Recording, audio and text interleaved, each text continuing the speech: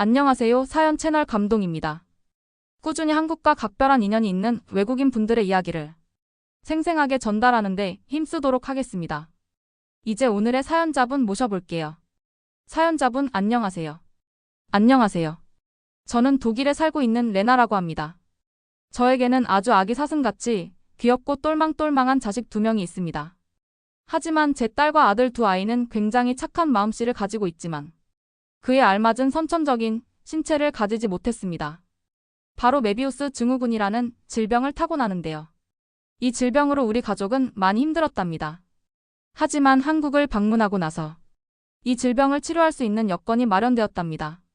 우리 가족에게 신락 같은 희망을 안겨준 한국의 감사한 마음을 전달드리고자 이렇게 감동을 찾아뵙게 되었습니다. 저와 남편은 독일 베를린의 한 대학에서 만나 10년이라는 긴 세월 동안 연애를 하여 드디어 결혼에 골인할 수 있었습니다. 그 누구보다 저를 아껴주고 평생의 반려자로서 저를 살뜰히 챙겨주는 남편의 모습에 저도 그의 프로포즈를 받았죠. 우리는 자식 계획도 결혼 전에 열심히 세웠습니다. 딸 하나, 아들 하나 낳아서 행복하게 알콩달콩 살고 싶은 마음에 결혼 전부터 흥분했고 가족들의 기대를 한 몸에 받았죠. 그렇게 우리에게 첫 아이가 태어납니다. 이름은 미샤, 아주 어여쁜 딸 아이였습니다. 그런데 미샤는 선천적으로 표정을 짓지 못하는 메비우스 증후군이라는 진단을 받게 됩니다. 우리는 처음 이 질병에 대해서 제대로 인지하지 못하고 있었어요. 그냥 표정 좀 못 지으면 어때 싶었죠. 그리고 그 다음으로 태어난 연년생 토니. 그런데 토니 또한 같은 증후군 진단을 받은 게 아니겠어요? 메비우스 증후군이란 6번째와 7번째 뇌신경에 마비가 생겨서 울거나 웃을 때 가면을 쓴 것 같은 표정을 보이는 것이 매우 큰 특징입니다. 6번째 뇌신경은 눈동자를 귀 쪽으로 움직이고 7번째 뇌신경은 얼굴에 표정을 짓는 기능을 한다고 하네요. 저와 남편은 둘 다 이런 질병을 겪어본 적이 없는데 우리 아이들이 둘 다 이런 질병이라니 정말 의아했습니다. 병원에서는 이러한 질병이 유전성으로 나타나지만 유전과 관련 없게도 선천적으로 질환에 걸릴 수 있다고 하더군요. 처음 우리 부부는 그래도 상관없다고 생각했어요. 마음으로 표정을 지으면 되고 그렇게 아이들을 잘 키우자고 생각했죠. 하지만 그것은 우리 부부만의 생각이었습니다. 아이들이 커서 학교를 가게 되면서부터 역경은 시작되었어요.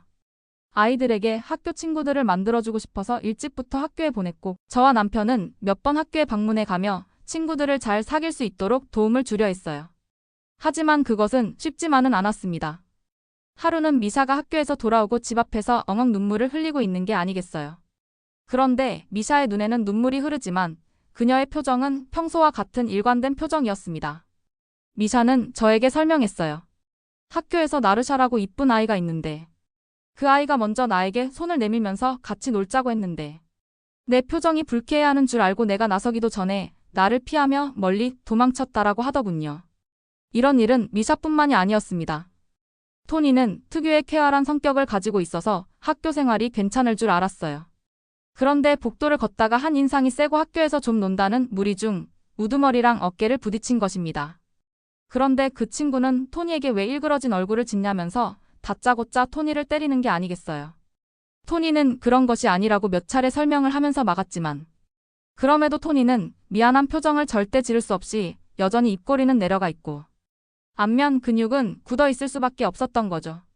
저와 남편은 아이들의 미래가 너무도 걱정이 되기 시작했어요. 이런 증상은 남들과 정상적인 의사소통과 대화를 나누는데 한계가 있다는 것을 그때서야 깨닫기 시작한 것이죠. 우리는 베를린에 있는 좀 유명하다는 병원을 찾아갔습니다. 진료비와 진단비가 유럽은 엄청 비싸서 돈 걱정을 많이 했지만 그래도 아이들의 미래를 위해서 용기 내어 갔죠. 그런데 정말 의료진들은 무책임하게 그냥 아마 메비우스 병 이런 식으로 얼버무리고 이건 고칠 수 있는 병이 아니다. 다른 곳을 찾아가 보든지 라는 식으로 진료비만 받고 우리를 돌려보내는 게 아니겠어요. 남편과 저는 어이가 없어서 그 이후로 몇 군데 더 병원을 가봤지만 확실한 진단과 치료법을 들을 제시해주는 곳은 단 한 곳도 없었습니다. 딸과 아들도 마음이 벌써 상처로 가득해서 겉으로는 무표정을 짓고 있지만 마음으로는 매일매일 울고 있는 것을 우리 부부는 다 느낄 수 있었습니다. 제 속으로 나온 아이들인데 그걸 왜 모르겠어요? 아무튼 그렇게 우리 가족은 우울한 나날을 보내고 있던 찰나 우리에게 절호의 기회가 찾아온 것입니다. 남편이 다니는 중공업 회사에서 동서양 협력 교육 프로그램 같은 게 있었어요. 그곳에 우리 남편이 뽑히게 된 것입니다.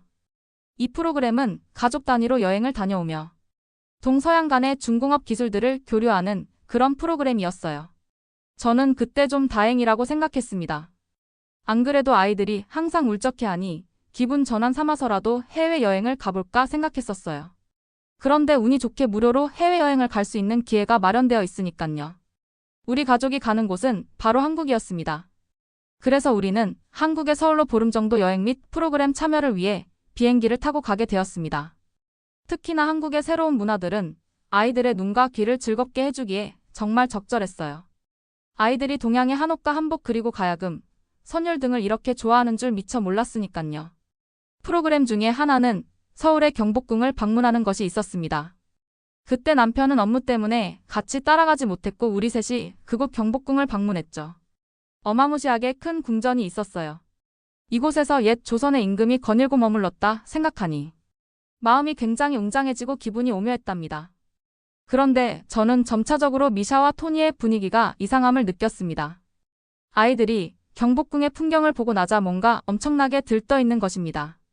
말이 갑자기 많아지고 표정은 굳어있지만 가회가 새로운 느낌을 받았어요. 그러자 미샤와 토니는 서로 얼굴을 바라보더니 아주 약하게 웃는 게 아니겠어요. 저는 그 모습을 보자 순간적으로 감정이 복받쳐 눈물을 감동 쏟아부었습니다. 미샤 토니 방금 너네 입꼬리가 올라가며 웃었잖아. 어떻게 가능한 거야? 이때 미샤는 대답했어요. 엄마 모르겠어요. 저도 모르게 이 궁전을 보니까 마음이 따뜻해지는 게 속으로 웃음이 지어졌는데 제 입꼬리가 올라갔다고요. 정말? 근데 정말로 신기하게도 미샤뿐만 아니라 토니도 웃은 것이죠. 저는 말도 안 된다고 생각했습니다. 베를린의 수많은 병원을 다니며 희귀병이라고 판단한 우리 부부는 그냥 반쯤 포기하고 있던 상태였거든요. 그날 밤 저는 곧바로 남편에게 이에 대해서 이야기했고 다음날 남편은 회사의 자초지종을 설명하고 저와 함께 애들을 데리고 한국의 대학병원으로 향했습니다. 그런데 베를린 의사들과 다르게 한국 병원의 의사들은 이 질환에 대해서 너무나 구체적으로 알고 있는 것입니다. 의사는 잠시 오묘한 표정을 짓더니 이것은 자칫 메비우스 증후군으로 판단하기 십상일 수 있는데 약간의 경도 자폐 증세이지 메비우스라고 판단하기에는 조금 이릅니다. 한국에 얼마나 계세요? 병원에 꾸준히 방문하시면 분명 차도가 있을 거예요 라고 말했습니다. 그 이후로 남편은 회사에 이러한 상황을 설명했고 운이 좋게도 회사는 우리 가족을 위해 한국에 계속 머물 수 있도록 도와주었습니다. 한국에 자리 잡아서 지낸 지 벌써 3개월 차가 되어 가네요. 지금은 정확한 병명을 알게 됐고 한국에서 치료 중에 있습니다. 미술치료와 음악치료와 약물치료를 병행해 가면서요. 한국 의사들은 어떻게 이렇게 훌륭한 걸까요? 참 대단한 것 같습니다. 정말 감사합니다. 레나님의 감동 사연 잘 들었습니다.